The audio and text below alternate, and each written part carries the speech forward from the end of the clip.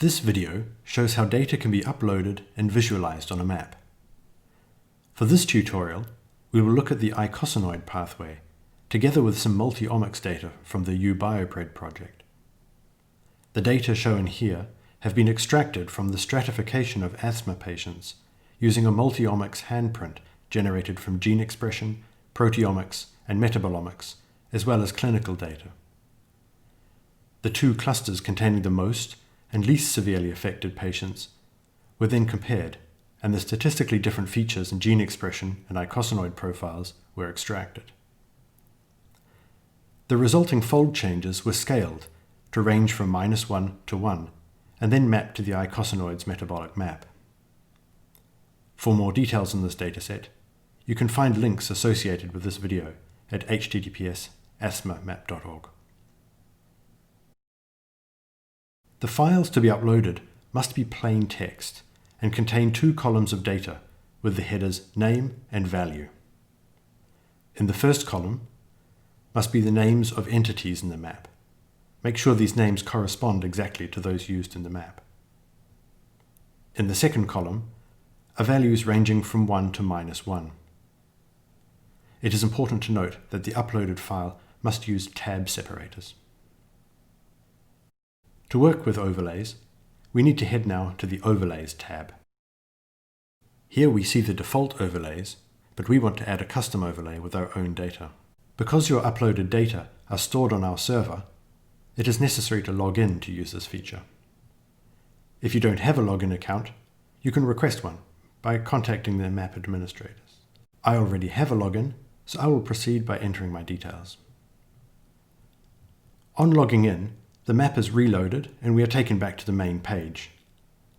Let's just switch back to the Overlays tab, where there is now a field for management of overlays.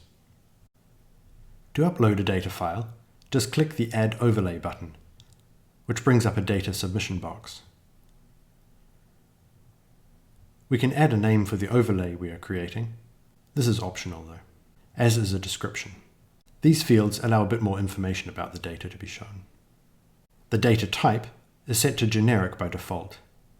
It is also possible to annotate the map with gene sequence variants, but that is not covered in this tutorial. We will leave this setting at generic. Next, the file can be uploaded. Here, we will upload a data file containing fold changes in icosanoid metabolites between the most and least severe patient groups, as described earlier. The new dataset is now shown in the Overlay Management field. To visualize these data on the map, make the overlay active, and we can see that the coloring of entities in the map has changed to reflect the fold change values of our dataset. We will also upload a second dataset containing gene expression and peripheral blood. Following the same upload steps, there is now a second overlay shown. By activating both of them, the overlay coloring is split so that both sets of data can be visualized simultaneously. As shown earlier, the colors range from red, meaning higher expression in the severe asthma group, through yellow, meaning no difference, to blue, meaning lower expression in severe patients. Looking once again at the whole map, some patterns can be seen. There appears to be a difference in expression of the prostaglandin D2 derivatives, which are largely unchanged between the two patient groups, and the isoprostanes, the levels of which are reduced in severe asthma sufferers.